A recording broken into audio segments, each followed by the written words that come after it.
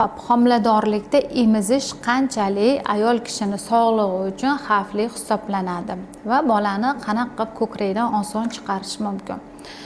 Demak, biz aytamiz, homilador bo'lib qolgan, hozir bola emizyaptilar. Biz o'zida ko'rganimizda 7 haftalik, o'lcham bo'yicha 5 hafta. Odatda emizgan ayollarning 90% da kechki ovulyatsiya bo'ladi, ya'ni kechki urug'lanish bo'ladi. Bizda bola emizib turgan vaqtimizda prolaktin miqdori baland bo'ladi. Ham progesteron ham oshadi. Prolaktinning baland bo'lishi ugroza chaqiradi, ya'ni matkani qisqartirishiga olib keladi. Natijada bu bola uchun ham, ona uchun ham xavfli bo'ladi. Qon ketishlar bo'lib qolishi mumkin. O'sha uchun iloji boricha homiladorlik aniqlangandan keyin agar bola emizib turgan bo'lsangiz, emizishni to'xtating. Bilgan kuningiz to'xtatganingiz maqsadga muvofiq bo'ladi.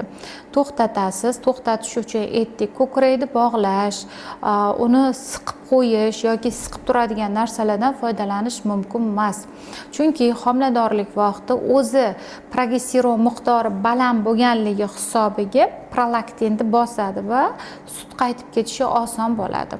Agar bola emmasa, sut yig'ilib qolsa, sog'ib tashlash kerak. Agar bola emmasa, sasatilniy refleks bo'lmasa, bolani so'rg'ichlar stimulyatsiya qilinmasa, sut oson qaytib ketadi. O'sha uchun qizlar, bu sizni bolangizni sog'lig'i uchun ham, o'zingizni sog'lig'ingiz uchun ham zarar. Ham bola emyapti, ham ichingizda odamcha o'syapti, ham o'zingiz organizmingizda moddalar almashinuvi ketyapti. O'sha uchun shunday holat bo'lmasligi uchun qizlar e'tiborli bo'lamiz.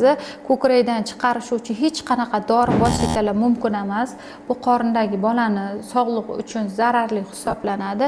O'sha uchun qiladigan ishimiz sutni ko'paytiradigan mahsulotlarni kamaytiramiz. Ya'ni sutli choy ichish mumkin emas.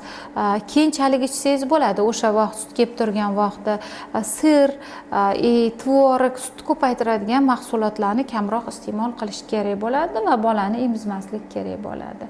Shunda siz osongina bolani ko'krakdan ajratishingiz mumkin bo'ladi. Agar sizda ham shunday muammolar bo'layotgan bo'lsa, albatta mamologga, ginekologga murojaat qiling, ular sizga to'g'ri yo'nalish beradi va bizning kanalimizga obuna bo'ling va qanaqa qilib bolamni ayirishni bilmayman deganlarga yuborib qo'ying.